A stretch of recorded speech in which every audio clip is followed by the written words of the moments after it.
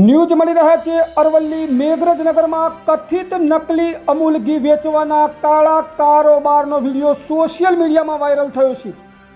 એક ઇસમ નંબર વગરની કાર લઈ દુકાનમાં ફરીને મૂળ કિંમત કરતાં 200 રૂપિયા ઓછા કરી ઘી વેચતો હોવાનો વિડીયોમાં આક્ષેપ થયેલો જોવા મળે છે। કથિત આરોપીના તેની ગાડી સહિતના ફોટા સોશિયલ મીડિયામાં જાગૃત મહિલા દુકાનદાર દ્વારા વાયરલ કરવામાં આવ્યા છે। મેઘરજનગરમાં કેટલાક લાલચી દુકાનદારો દ્વારા ગ્રાહકોને નકલી અમૂલ ઘી પધરાવતો હોવાની ચર્ચાએ પણ જોર પકડ્યું છે।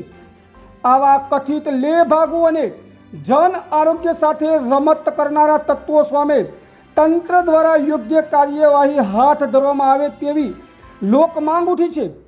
મેઘરજનગરના સહિતના તાલુકાના અંતરિયાળ વિસ્તારો દુકાનોમાં લાખો રૂપિયાનું નકલી ઘી પધરાયું હોય તેવી વાત પણ ચર્ચા થઈ રહી છે।